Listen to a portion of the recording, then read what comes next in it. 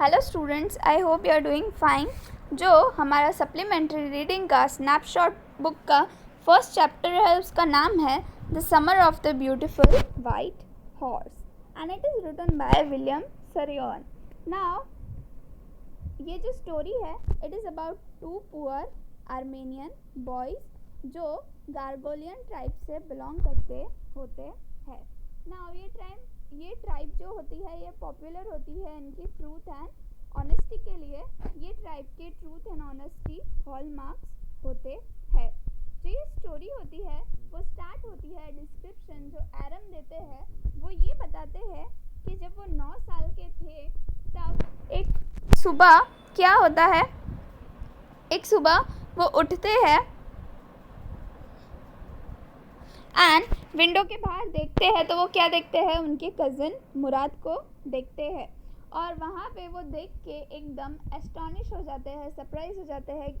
क्योंकि जो उनके कज़न मुराद होते हैं वो खड़े होते हैं एक वाइट हॉर्स के साथ। नाउ एरम को हॉर्सेस बहुत ही ज़्यादा पसंद होते हैं, तो एक तो वो हॉर्स को देख के बहुत ही ज़्यादा खुश हो जाते हैं एंड दूसरा बहुत ही ज़्यादा सरप्राइज हो जाते हैं। जैसे कि मैंने आपको बताया ये ट्राइब बिलोंग करती है ट्रूथ एंड ऑनेस्टी की वजह से एंड सेकेंडली ये ट्राइब बहुत ही ज़्यादा पुअर होती है। तो उनकी पूरी ट्राइब में भी किसी के पास भी इतने पैसे नहीं होते हैं कि वो क्या करे, वो ये हॉर्स खरीद सके। नाउ क्या होता है, जब ये थॉट्स उनके माइंड में चल रहे होते हैं और वो विंडो के बाहर मुराद को देखते हैं तब मुराद उन्हें बोलते हैं क्या तुम्हें इसे राइड नहीं करना है। तब वो क्या करते हैं, नीचे जाते हैं और मुराद को क्वेश्चन करते हैं कि तुमने इसे चोरी तो नहीं किया है, ये हॉर्स कहाँ से आया। एंड तब मुराद उन्हें बोलते हैं कि तुम मैंने इसे चोरी नहीं किया है, पर तुम अगर इसे ऐसे ही क्वेश्चन करते रहोगे तो क्या होगा, सब उठ जाएंगे और हम इसे राइड नहीं कर पाएंगे। जो एरम का घर होता है वो होता है वॉलनट एवेन्यू के पास, जहाँ पीछे बहुत सारे और आसपास बहुत सारे वाइनयार्ड्स, ऑर्चिड्स, इरिगेशन ड्रिप्स और कंट्री रोड्स होते हैं। वो दोनों हॉर्स के ऊपर बैठ जाते हैं और उन सब जगह पे हॉर्स के साथ राइड करने लगते हैं। अभी जो मुराद है उन्हें बोला गया है he is like descendants of uncle Khusro. Uncle Khusro का जो नेचर है वैसा नेचर घर में किसी का भी नहीं होता है। वो बहुत ही ज़्यादा गुस्सा होते हैं, बहुत ही ज़्यादा इरिटेट भी हो जाते हैं और बहुत ही ज़्यादा इम्पेशेंट भी होते हैं। सेम वे से होता है मुराद का, इसलिए उसे क्रेज़ी स्ट्रिक्ट भी बोला गया है, मतलब बहुत ही ज़्यादा अनप्रिडिक्टेबल। घर में ऐसा नेचर किसी का नहीं होता है सिवाय अंकल खुशरो एंड मुराद के। नाउ इधर इन दिस चैप्टर क्या किया है, अंकल खुशरो का भी एक इंसिडेंट बताया गया है कि एक बार क्या होता है, अंकल खुशरो एक बार्बर शॉप में बैठे हुए होते हैं और उनके घर में आग लग जाती है और उनका जो सन होता है एरिक, वो उन्हें ये चीज़ बताने आता है कि उनके घर में क्या लग गई है, फायर लग गई है। तब उनका एक बहुत ही ज़्यादा फेमस लाइन होती है जो वो हमेशा बोलते हैं, वो बोलते हैं इट इज़ नो हार्म, पे नो अटेंशन टू इट, कि कोई नुकसान नहीं होगा, इस पर ध्यान मत दो। वो ये लाइन बहुत मोस्ट ऑफनली यूज़ करते हैं। तो ये जब इंसिडेंट होता है तब उनका एक पेशेंस साइड भी दिखता है। As I said he was a crazy stick, कि उनका पता ही नहीं चलता है कि कब वो कैसा बिहेवियर दे, कब वो कैसा रिस्पॉन्स दे। He was very unpredictable and Mourad के भी सेम बिहेवियर ट्रेट्स थे। नाउ जब मुराद का कंपैरिजन अंकल खुशरो के बिहेवियर ट्रेट के साथ किया तब इस चैप्टर के अंदर मुराद के फादर ज़ोराब का भी एक डिस्क्रिप्शन दिया है कि जो मुराद के फादर ज़ोराब होते हैं वो क्या होते हैं, बहुत ही ज़्यादा प्रैक्टिकल होते हैं और उनका और मुराद का कोई भी ट्रेट सिमिलर नहीं है। नाउ क्या होता है, वो जब हॉर्स राइडिंग करने लगते हैं थोड़ी देर बाद जो मुराद होता है वो एरम को बोलता है कि अब तुम क्या करो, नीचे उतर जाओ, मेरे को थोड़ी देर अकेले ही ये हॉर्स को क्या करना है, राइड करना है। तब एरम नीचे उतर जाते हैं और मुराद को देखते हैं कि वो कितनी अच्छी तरीके से ये हॉर्स को हैंडल कर रहा होता है और अकेले कितने अच्छी तरीके से राइडिंग कर रहा होता है। ये देख के क्या होता है, एरम बहुत ही ज़्यादा मुराद से जो है वो इम्प्रेस हो जाते हैं। नाउ क्या होता है, थोड़ी देर बाद जब मुराद वापस राइड करके आते हैं तो एरम क्या बोलते हैं, अब तुम नीचे उतर जाओ, अब मैं क्या करूँगा, इसे अकेले राइड करूँगा। मुराद के पास हॉर्स को कंट्रोल करने के और हॉर्स राइड करने के स्किल्स होते हैं, बट एरम को ये चीज़ नहीं आती होती है। तो जो मुराद होते हैं वो एरम को बोलते हैं कि तुम राइड करो, कोई प्रॉब्लम नहीं है, पर क्या तुम इस हॉर्स को हैंडल कर पाओगे। तो एरम जो बहुत ही ज़्यादा एक्साइटेड होते हैं वो बोलते हैं हाँ मैं इस हॉर्स को राइड कर लूँगा। तो वो क्या करते हैं, हॉर्स पे अकेले बैठ जाते हैं। थोड़ी देर राइड करने के बाद क्या होता है, हॉर्स उन्हें गिरा देता है और भाग जाता है। तब मुराद वहाँ आते हैं और एरम को बोलते हैं कि मुझे तुम्हारी चिंता नहीं है, बट मुझे किसकी चिंता है, हॉर्स की चिंता है। मैं भी ढूंढता हूँ, तुम भी ढूंढो, और जिसको भी हॉर्स मिलेगा वो क्या करेगा, वो उसे यहाँ लाके टाई कर देगा। क्या करते हैं, वो दोनों ढूंढने जाते हैं और थोड़े टाइम बाद मुराद क्या करता है, वो हॉर्स को ले आता है। नाउ फिर जब वो वापस हॉर्स को ले आता है तब एरम उसे बोलता है कि तुम ये हॉर्स को क्या मत करना, सेल मत करना और इसे किसी और को मत देना, ना सेल कर देना, क्योंकि मुझे क्या सीखनी है, मुझे भी हॉर्स राइडिंग सीखनी है। तो एटलीस्ट फॉर कितने मंथ्स, 6 मंथ्स तक इसे किसी और को तो सेल करने के बारे में सोचना ही मत।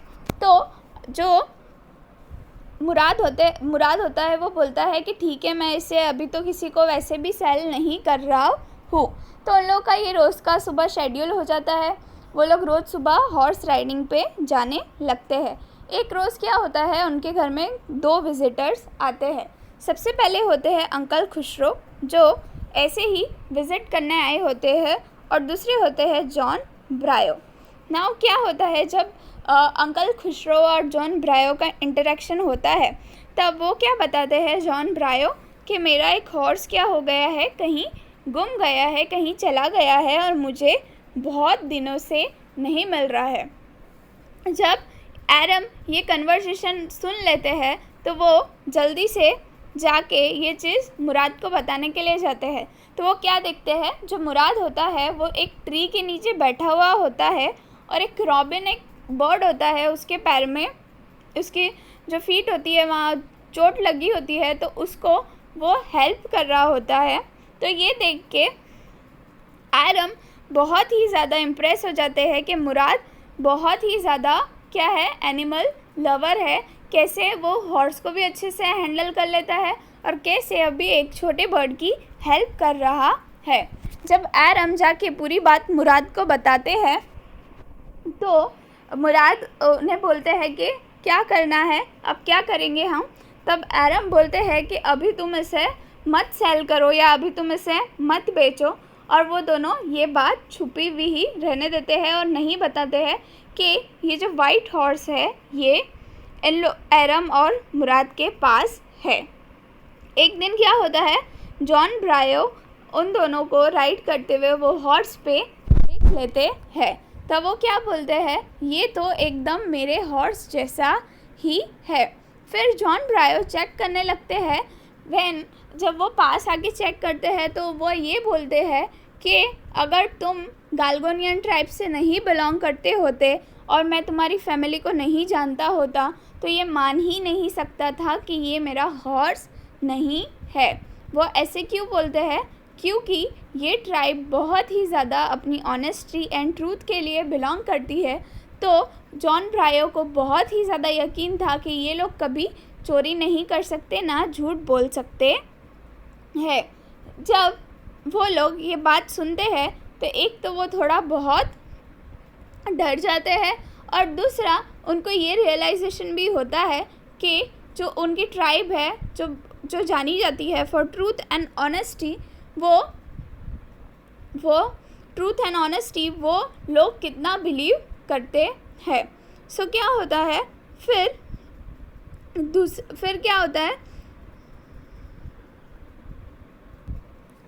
क्या होता है, जो ये मुराद और एरम होते हैं वो डिसाइड करते हैं वो क्या करेंगे, ये हॉर्स को रिटर्न बैक कर देंगे। और वो जॉन ब्रायो के वहाँ जाके क्या करते हैं, हॉर्स को वापस बांध के आ जाते हैं।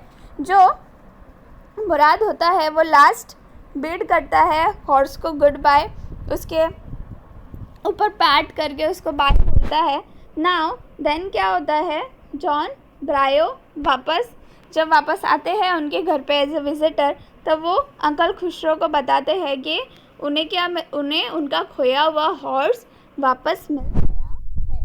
तभी भी अंकल खुसरो क्या बोलते हैं, पे नो अटेंशन टू इट, जो उनकी फेवरेट लाइन होती है ना। ये जो स्टोरी है ये एक बताता है कि जो नोशन चल रहा होता है सालों से, जो एक बिलीफ चल रहा होता है अबाउट अ ट्राइब, कि ये बहुत ही ज़्यादा ट्रूथ एंड ऑनेस्ट है।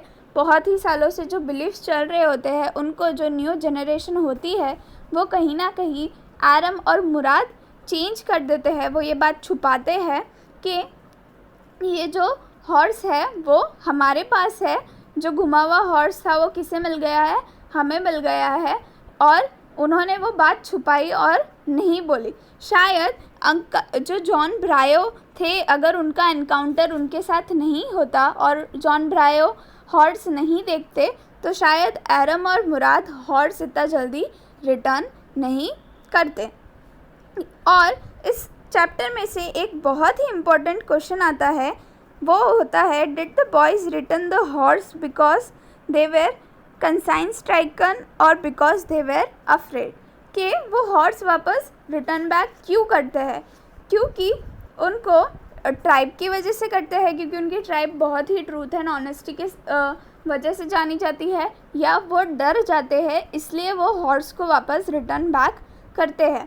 तो इसके अंदर आप आंसर लिख सकते हो कि वो फर्स्ट ऑफ ऑल तो ट्राइब को ही ध्यान में रखते हुए, जैसे कि जॉन ब्रायो जो होते हैं वो बोलते हैं कि अगर तुम गाल्गोनियन ट्राइब से नहीं बिलोंग करते होते तो मैं मान ही नहीं सकता था कि ये मेरा हॉर्स नहीं है, क्योंकि ये डिट्टो क्या है, सेम टू सेम मेरे हॉर्स जैसा ही है।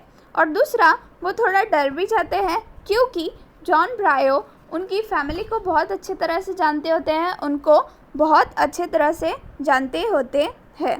तो आप अपना आंसर इसका ऐसे फ्रेम करोगे।